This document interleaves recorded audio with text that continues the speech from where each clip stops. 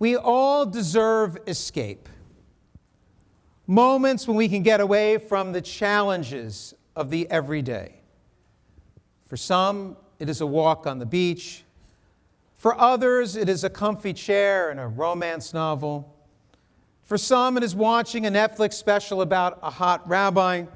The similarities are purely coincidental, by the way. I've just embarrassed my daughter. So.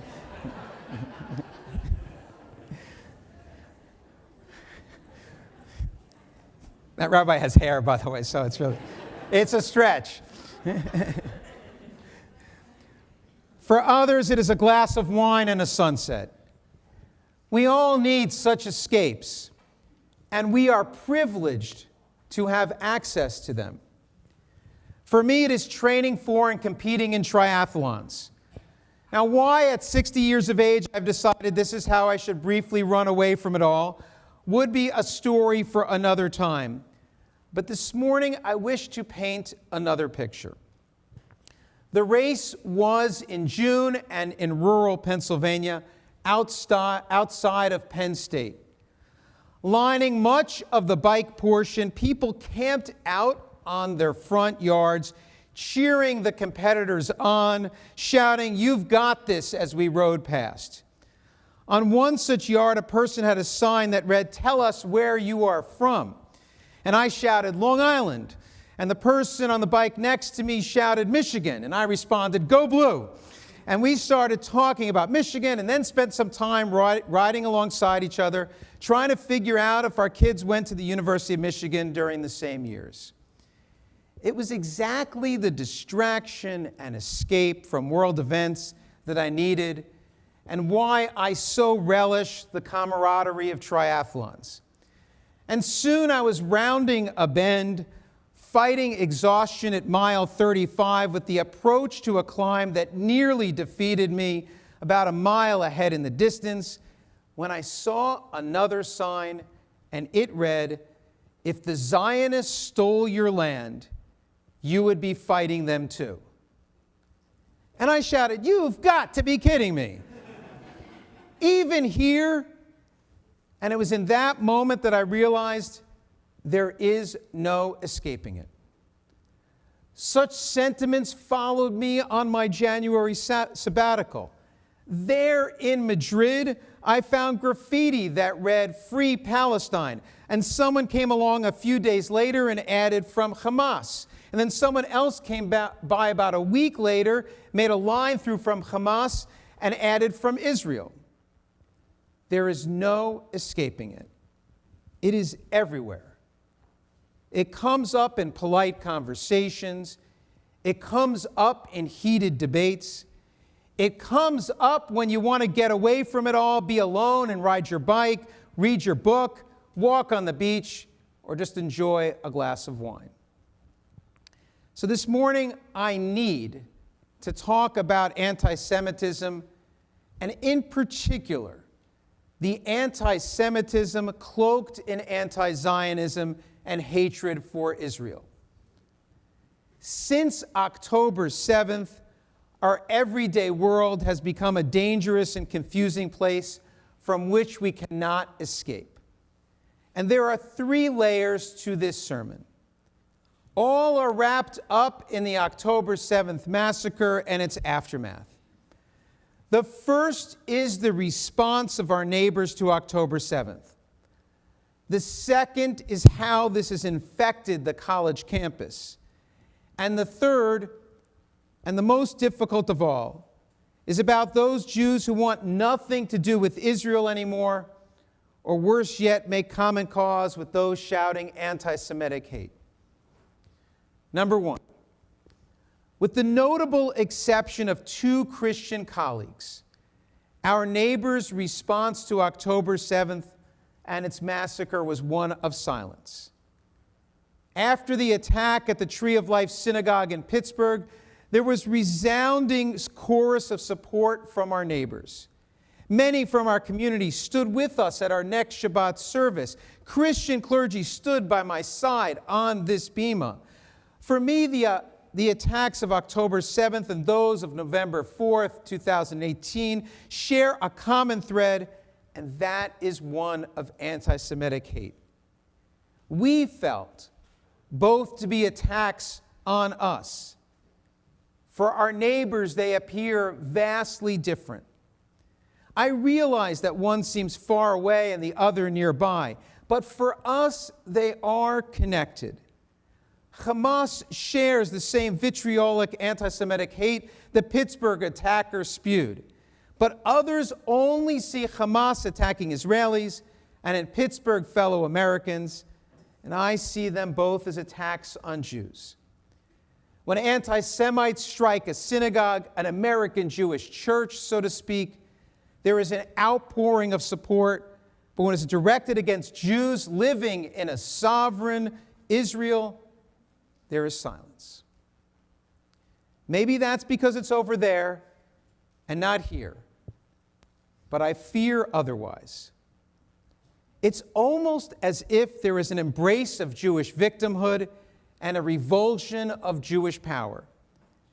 Short-lived were those few expressions of support for the October 7th victims.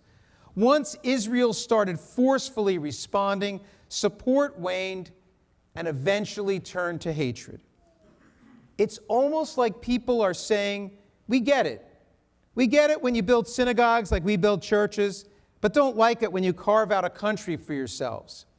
It's as if people are thinking what that sign said, what did you expect to happen when you steal their land? And this anti-Semitism is, as my teacher Yossi Klein Halevi pointed out, an attack not only on Jews, but on the Jewish story. It is an attack on a central component of our story, and this is really, really important. We have returned to the land. We are not colonizers. We are indigenous to the land of Israel. We have lived in the land for thousands of years. True, it was only recently that our numbers grew to millions there, but our attachment to the land is indisputable, and we should not have to debate it or have to prove it. It is a matter of history. Of course, Palestinians can also make an indigenous claim. The Palestinian attachment to the land is also legitimate. I believe in a Zionism that proclaims a power to safeguard Jewish lives while also not denying others theirs. But we appear to live in a world we could only believe one and not both. And this anti-Semitism seeks to deny us our connection and says our claim is illegitimate. It declares that we are interlopers in the Arab Middle East and don't really belong there. Building a life in Pittsburgh or Long Island is okay, but not where you don't belong, people seem to be saying. Quietly go about your Jewish lives in your homes and your synagogues, but not in our face with a prime minister and an army. We are not being Jews how the world wants us to be Jews. And this mass anti-Semitism masquerading as anti-Zionism takes on the tropes of yesterday. The word Zionist takes the place of Jew. People say, I'm not anti-Jewish, only anti-Zionist. The worst of offenses in modern liberal parlance is to be a colonial occupier. So now Israel is seen as the world's worst offender. Somehow, even though Israel unilaterally withdrew from Gaza in 2005 and Hamas ruthlessly took over soon after that, Israel is occupying Gaza, and the Hamas terrorists who murdered, raped, and burned people become freedom fighters. And this brings me to the second part of this unfolding story and its ongoing tragedy, the college campus. When I traveled to Israel in January to volunteer on farms, I flew from Madrid. I was one of only 2 non-Israelis on this flight, and this elicited many, many questions from the security agents. They could not understand why a Jew from Long Island, who was able to travel to Spain, would choose to forego touring around Madrid to volunteer in Israel. And they kept thanking me. And then one said, "We are watching what is happening at Harvard and Columbia." Picture this moment. Here is some 20-something-year-old security agent who cannot begin to comprehend how she and her friends are reviled on college campuses and depicted as the world's enemies. You bet it is that personal. She cannot fathom it. She cannot understand how things have become so upside down and inverted. But it is understandable when you realize that it's all about denying us our story. The Jew is the perpetual wanderer, the perennial victim. That is the story the modern world wishes to tell about the Jews. But the story of our return to the land, the story of our return to power, that is not the story people wish to tell. And so we hear, if the Zionists stole your land, you too would be fighting them. And had the sign read, "If the Jews stole your land," perhaps there might have been protests, and the sign might have been taken down. But substitute Zionists, and it becomes legitimate discourse. We hear, "I'm not anti-Semitic.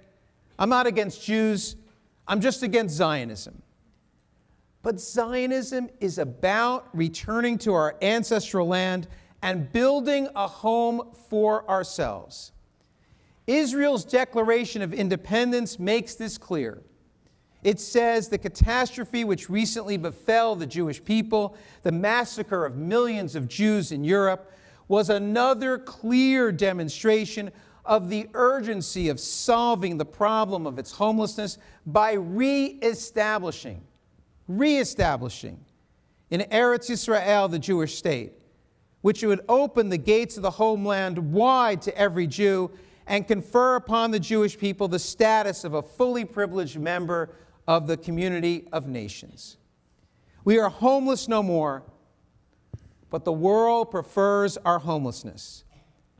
The world does not want to let us in.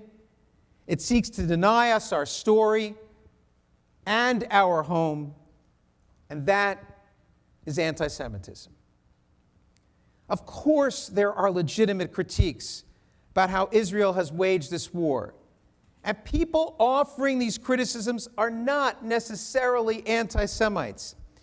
And such critiques should be open for debate on the college campus. But that's not what's happening. There are no nuanced discussions about how Israel might respond differently to Hamas's attacks, or how it might operate more humanely in the West Bank, or, for that matter, debates about how Palestinian leaders might not teach children anti-Semitic conspiracy theories, or how they might offer real alternatives to their so-called armed resistance. Instead, it's only about Israel. Israel is accused of genocide, even though Hamas makes its genocidal designs plain in its charter. Jewish students are screamed at. They are blamed for the actions of Israeli soldiers or the decisions of Israeli politicians. Jewish students are harassed, and all of this is done, so they say, in the name of protesting against Israel's colonialist abuses. But people seem to forget that it's an elemental right for the Jews to have a state of their own. It is a right once recognized by the world that the Jewish people should have a state whose primary purpose is to protect its citizens. To deny this only of Jews is anti-Semitism. To those who proffer a utopian vision opposing all nation states, I ask, why is it that the Jewish nation state is the one most often called illegitimate and in particular subject to such animus? Israelis are the oppressors, Palestinians are the victims. The lines are drawn in black and white. There are no longer the gray that is supposed to be the hallmark of a college education. It is instead oppressor and colonialist on one side, oppressed and freedom fighter on the other. Israelis are guilty, Palestinians are innocent. But the world does not exist in such neat and tidy boxes. And rather than having discussions and debates, we just place every person and every idea in one box or another. You either stand with the oppressor or you stand with the oppressed. You are either with us or against us. You are either with the righteous or against, as if the world can be divided into one side is 100% right and the other 100% wrong. And so now being called a Zionist is the newest iteration of what was once the anti-Semitic label of dirty Jew. And I tell you what I say to that. I am a proud Zionist. And this brings me to my third and the most difficult point to talk about. Those Jews who do not see Israel as central part of the Jewish story. I understand. I get it. I understand how many young Jews feel and where their tentativeness about Israel comes from. Theirs is a generation that came of age since 9/11 and the subsequent war on terror, whose promises of an end to terror have gone unfulfilled. They see an Israel that leads with military might rather than diplomatic overtures. They are skeptical that these latest battles against Hamas and Hezbollah terrorists will bring a measure of peace or even quiet. I do not share many of their qualms, but I hear them. And this is what I wish to say in response to such feelings. Anti-Semitism is real. It is an ongoing threat. And this calls us to remain loyal to our people. This is our birthright. Of course, you can disagree with how Jewish and Israeli leaders see things. And by the way, if you want to see this in action and in living color, you need only come to my house to see how this Jewish leaders' arguments are picked apart. Of course, you can loudly proclaim your different opinions. If you disagree with Israeli leaders such as Itamar Ben-Gvir and Bezalel Smotrich, and even the Prime Minister Benjamin Netanyahu, say so loudly. But let's do so without forgetting to profess love for the Jewish people. Loyalty and agreement are not the same thing. Unity can come with diversity of opinion. Zionism need not mean fealty to Israel's current government. It means instead attachment to our Jewish story, and that story centers around the land of Israel and the people of Israel. Beware of groups whose entrance requirement is the renunciation of millions of Jews who call Israel their home. We are but 15 million strong, and nearly half live in Israel. Be cautious of organizations that insist you be a certain kind of Jew, a Jew they approve of, namely one who renounces Zionism and Israel. Your misgivings about Israel and Zionism are welcome at my table, but they are not for those places or those groups.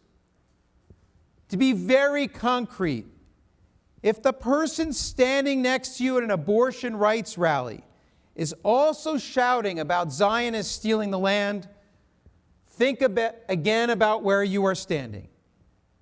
I am not suggesting abandoning the cause. I am urging we consider the company we keep. Ahavat Yisrael, the love of the Jewish people, is a supreme value. And these days most especially, we need to love the Jewish people more. We need to love the Jewish people even when we think some of us are misguided. I know it's hard sometimes. But these days, Ahavat Yisrael, this love of the Jewish people, is something we need to be talking about and thinking about a lot more. And we need to allow this value to guide our actions. We need to be loving the Jewish people as much as we embrace other values like making peace. To be honest, Reform rabbis like myself have done a poor job teaching this supreme value. The prophets who we Reform rabbis so admire and so often quote understood this. They loved the Jewish people, even though they also thought they were up to no good. We have taught our children, the prophets, universal values. We taught them Isaiah's words. We joined in singing Lo Yisagoy el Goy Cherev, V'lo Yimadu od Milchama. And they shall beat their swords into plowshares, and their spears into pruning hooks. Nation shall not take up sword against nation. They shall never again learn war. But we never taught or bothered to learn the context of Isaiah's words. At that time, the Assyrian Empire was ascendant, and Israel's power was waning. War and destruction were on the horizon, and I imagine the Israelites were terrified. And guess what the prophet offers them? Words of rebuke and harsh chastisements. But we ignored all of that when we were teaching our kids. We just talked about Isaiah's messianic vision of peace, and in so doing, we not only glossed over the history, but we may have forgotten the most important part of his message. The prophet's universal dream for peace begins with these words: Ki mitzion tetzeh Torah u'davar Adonai miYerushalayim. For out of Zion will come forth the Torah and the word of God from Jerusalem. Yes, the very same words we say when we take the Torah scroll from our ark. Isaiah's vision is a universalism that stems from particularism. It begins in Zion and Jerusalem. Isaiah's world centered on Jerusalem. Of course, I still pray for peace. I still hope, along with Isaiah, that things like war colleges will one day only exist in the history books. I don't expect to see that in my lifetime, but I do still hope and pray for shalom. In this messy and tumultuous present, however, I am called not only to hope and pray for peace and perhaps work for peace, but also, and this is the part we seem to keep forgetting, hold on to our people. I am called, like the prophet Isaiah, to love the Jewish people. The Jewish people are small in number, but mighty in spirit, and we are called to love them. They drive me nuts sometimes, but the love continues. Ahavat Yisrael is what we most need, and now. Peoplehood matters. We're going to differ about how we should respond to this war, inevitably the next crisis or war, but we have to hold on to each other. Loyalty need not mean agreement. Devotion need not preclude disagreement. Keep the words of Rabbi Hillel in your hearts. Al tifrosh min hatzibur. Don't separate yourself from the community. He is, by the way, the same rabbi who taught what is hateful to you, do not do to another person. That is the whole Torah. All the rest is commentary. Go and learn it. Universalism and particularism are all wrapped up in one guy and one vision. It's always been universalism married to particularism. Care about the world at large through one's love and attachment to the Jewish people. I get it. Love is not always easy. Where there is love, there is also passion. But we cannot give up on each other. Nearly half of the world's Jews live in the sovereign state of Israel. We need each other more than ever. We have to stay in this fight together. We can never say, I want nothing to do with them. Ahavat Yisrael, love the Jewish people. Before I left for my December mission to Israel, I invited you to send me with hats and gloves for those Israelis who had been evacuated from their communities in the south. They, of course, left in haste and did not have the necessary clothes for Jerusalem's winter. And I created an Amazon wish list to make it easier for you to purchase these gifts. But people kept calling the office to say that there was nothing on the wish list. And it took me a few minutes to figure out what was going on. But then I figured it out. It was because I had to indicate how many of each item was needed. And then I became inspired. You kept buying so many of the items on the list that it kept getting fulfilled. You purchased so many hats and gloves that in the end I was unable to take them all with me and had to ship them to Israel after I returned. Your donations exceeded what I could carry. Hold on to that. Love is not always easy, but loving the Jewish people is what this hour requires.